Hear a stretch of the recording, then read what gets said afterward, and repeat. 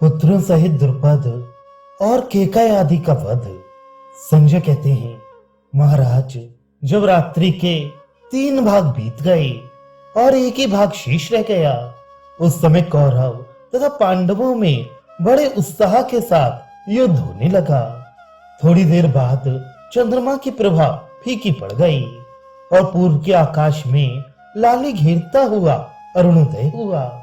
उस समय दोनों सेनाओं के योद्धा अपनी अपनी सवारी छोड़कर संध्या वंदन के लिए उतर पड़े और सूर्य के सम्मुख जप करते हुए हाथ जोड़कर खड़े हो गए। इसके बाद कौरव सेना फिर 2 भागों में विभक्त हो गई और द्रोणाचार्य ने दुर्योधन को साथ लेकर सोमक, पांडव तथा पांचाल योद्धाओं पर आक्रमण किया। कौरव सेना को 2 भागों में विभक्त देखकर श्री कृष्ण ने अर्जुन से कहा, धनंजय, शत्रुओं को बाईं ओर करके आचार्य द्रोण को दाहिने रखो।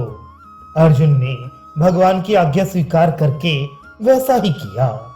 भगवान का अभिप्राय भीमसेन समझ गए और बोले, अर्जुन, अर्जुन, मेरी बात सुनो। क्षत्रिय माता जिस काम के लिए पुत्र को जन्म देती है, उसे कर दिखाने का यह अवसर आ गया है। इसलिए अब पराक्रम करके सत्य, लक्ष्मी, धर्म और यश का उपार्जन करो। इस शत्रु सेना का संहार कर डालो। तब अर्जुन ने कर्ण और द्रोण को लांघकर शत्रुओं के चारों ओर से घेरा डाल दिया। वे सेना के मुहाने पर खड़े हो बड़े बड़े क्षत्रियों को अपनी शराग्नि से दग्ध करने लगे, किंतु उन्हें कोई भी आगे बढ़ने से रोक ना सका। इतने ही में दुर्योधन, कर्ण और शकुनी ने अर्जुन पर बाण बरसाना आरंभ किया, परंतु उन्होंने अपने अस्त्रों से उनके अस्त्रों का निवारण करके प्रत्येक को 10-10 बाणों से बींध डाला। उस समय बाण वृष्टि के साथ ही धूल की भी वर्षा होने लगी। चारों ओर घोर अंधकार छा गया, जिससे हम लोग एक दूसरे को पहचान नहीं पाते थे। नाम बताने से ही योद्धा परस्पर युद्ध करते थे। कितने ही रथी रथ टूट जाने पर एक दूसरे के केश, कवच और बाहें पकड़कर जूझ रहे थे। कितने ही मरे हुए घोड़ों और हाथियों पर सटे हुए प्राण खो बैठे थे। इस समय द्रोणाचार्य संग्राम में उत्तर दिशा की ओर जाकर खड़े हुए। उन्हें देखते ही पांडव सेना थर्रा उठी। कितनों पर आतंक छा गया। कुछ भाग चले और कुछ लोग मन उदास किए खड़े रह गए। कितने हतोत्साह हो गए। कितने ही आश्चर्यचकित होकर देखने लगे। उनमें जो दिलेर थे वे क्रोध और अमर्ष में भर गए। कुछ ओजस्वी वीर प्राणों की परवाह न करके द्रोणाचार्य पर टूट पड़े। पांचाल राजाओं पर द्रोणाचार्य के सहायकों की अधिक मार पड़ी। वे अत्यंत वेदना सहकर भी युद्ध में डटे हुए थे। इतने में ही राजा विराट और द्रुपद ने द्रोण पर चढ़ाई की। द्रुपद के 3 पौत्रों और चेदी देशीय योद्धाओं ने भी उनका साथ दिया। ये देख द्रोणाचार्य ने 3 तीखे बाणों से द्रुपद के 3 पौत्रों के प्राण ले लिए। इसके बाद उन्होंने चेदी, केकय, संजय तथा मत्स्य देशीय महारथियों को भी परास्त किया। तब राजा द्रुपद और विराट क्रोध में भरकर द्रोण पर बाणों की वृष्टि करने लगे। द्रोण ने उनकी बाण वर्षा रोक दी और अपने सहायकों से उन दोनों को आच्छादित कर दिया। अब उन दोनों के क्रोध की सीमा न रही। वे भी द्रोण को बाणों से बींधने लगे। ये देख द्रोण ने क्रोध और अमर्ष में भरकर 2 अत्यंत तीखे भल्लों से उन दोनों के धनुष काट दिए। धनुष कट जाने पर विराट ने 10 तोमर चलाई और द्रुपद ने भयंकर शक्ति का प्रहार किया। द्रोण ने भी तीखे भालों से उन 10 तोमरों को काटकर सहायकों से द्रुपद की शक्ति भी काट गिराई। फिर 2 भालों से विराट और द्रुपद दोनों का काम तमाम कर दिया।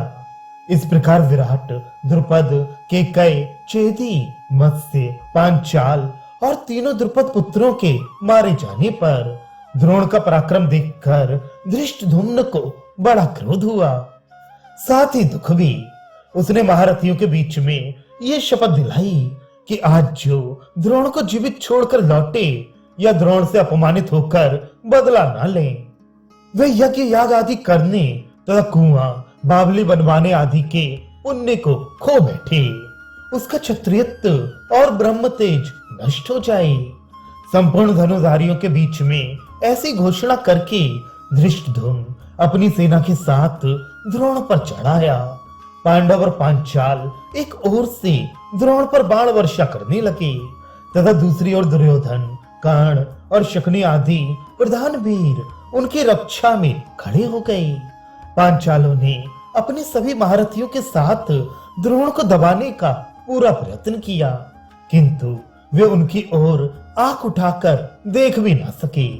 उस समय भीमसेन क्रोध में भरकर अपने बाणों से आपकी वाहिनी में भगदड़ मचाते हुए द्रोण की सेना में घुस गए। साथ ही धृष्टद्युम्न भी द्रोण के पास जा पहुंचा। फिर तो घमासान युद्ध होने लगा। बड़ा भीषण सहार मचा। रथियों के झुंड एक दूसरे से सटकर लोहा लेने लगे। जो लोग विमुख होकर भागते उनकी पीठ पर और बगल में मार पड़ती थी। इस प्रकार वह घमासान युद्ध चल रहा था। इतने में पूर्ण रूप से सूर्य भगवान का उदय हो गया। उस समय दोनों ओर के सैनिकों ने कवच पहने हुए सूर्योत्थान किया। फिर पूर्ववत युद्ध होने लगा। सूर्योदय के पहले जो जिनके साथ लड़ते थे उनका उन्हीं के साथ पुनः द्वंद्व युद्ध छिड़ गया। दोनों पक्ष के योद्धा बहुत समीप से सटकर मुकाबला कर रहे थे, इसलिए तलवार, तोमर और फरसों की मार से वहां का दृश्य बड़ा भयानक हो गया था। हाथी और घोड़ों की कटी हुई लाशों से रक्त की नदी बह रही थी। महाराज, उस समय द्रोणाचार्य और अर्जुन को छोड़कर बाकी समस्त सेना विक्षिप्त, व्याकुल, भयभीत एवं आतुर हो रही थी। द्रोण और अर्जुन ही अपने अपने पक्ष के रक्षक और घबराए हुए लोगों के आधार थे। शत्रु पक्ष के लोग उन्हीं दोनों के सामने आकर यमलोक की राह लेते थे। कौरव और पांचाल की सेनाएं अत्यंत उद्विग्न हो गई थीं। एक तो सारी सेना गुत्थम गुत्थ हो रही थी, दूसरे धूल उड़ उड़कर सबको ढके देती थी। इसलिए हम लोग उस महासमर में कर्ण, द्रोण, अर्जुन, युधिष्ठिर, भीमसेन, नकुल, सहदेव, धृष्टद्युम्न, सात्यकी, दुशासन, अश्वत्थामा, दुर्योधन, शकुनी, कृप, शल्य, कृतवर्मा तथा और किसी वीर को देख नहीं पाते थे। पृथ्वी, आकाश या अपना शरीर तक सूझता नहीं था। ऐसा जान पड़ता था फिर रात हो गई है। कौन कौरव है और कौन पांडव या पांचाल, इसकी पहचान नहीं हो पाती थी।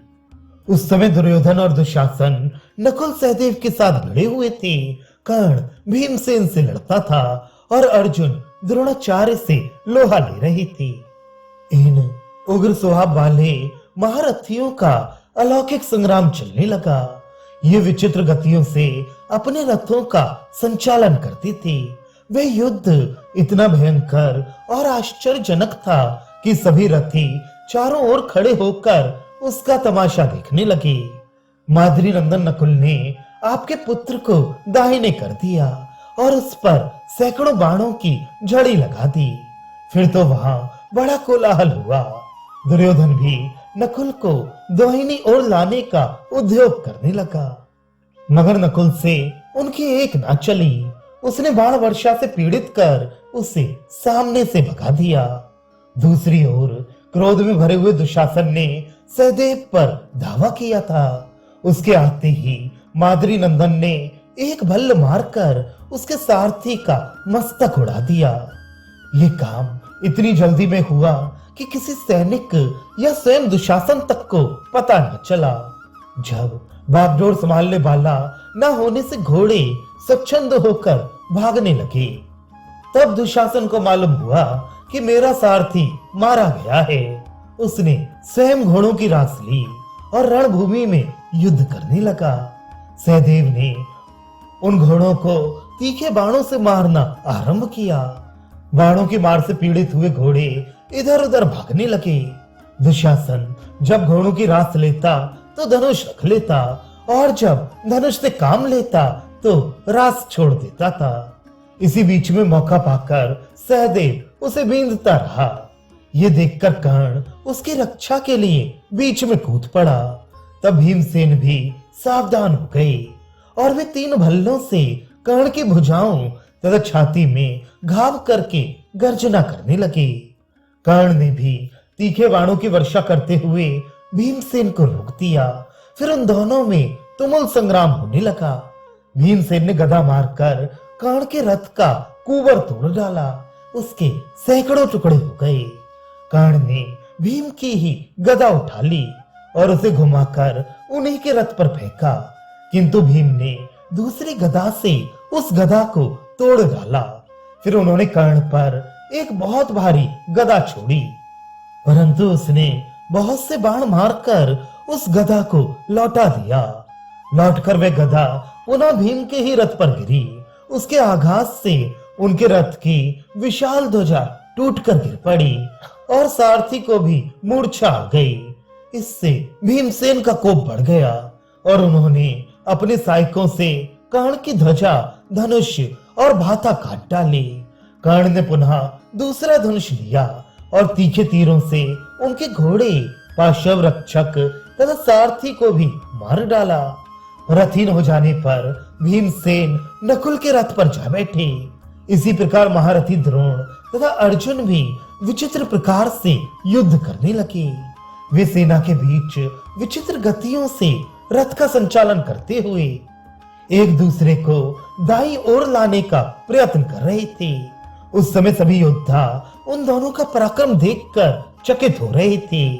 अर्जुन को जीतने के लिए आचार्य द्रोण जिस जिस उपाय को काम में लाते थे, अर्जुन हंसते हुए उसका तुरंत प्रतिकार कर देते थे। तब द्रोणाचार्य ने क्रमशः इंद्र, पाशुपत, त्वष्ट्र, वायव्य और वरुण अस्त्र को प्रकट किया, किंतु अर्जुन ने द्रोण के धनुष से छूटते ही उन अस्त्रों को दिव्यास्त्र द्वारा शांत कर दिया। ये देख द्रोण ने मन ही मन अर्जुन की प्रशंसा की और उनके जैसे शिष्य को पाकर अपने को सभी शस्त्रवेत्ताओं से श्रेष्ठ समझा। उन दोनों का युद्ध देखने के लिए आकाश में हजारों देवता, गंधर्व, ऋषि और सिद्धों के समूह एकत्रित थे। द्रोण और अर्जुन की प्रशंसा से भरी हुई उनकी बातें भी सुनाई देती थीं। तदनंतर द्रोणाचार्य ने ब्रह्मास्त्र प्रकट किया। ये अर्जुन तथा अन्य प्राणियों को संताप देने लगा। उस अस्त्र के प्रकट होते ही पर्वत, वन और वृक्षों सहित धरती डोलने लगी। समुद्र में तूफान आ गया। दोनों ओर की सेनाएं भयभीत हो गईं, परंतु अर्जुन इससे तनिक भी विचलित नहीं हुए। उन्होंने ब्रह्मास्त्र से ही उस अस्त्र का नाश कर दिया। फिर सारे उपद्रव शांत हो गए। इसके बाद द्रोण और अर्जुन में घोर युद्ध होने लगा।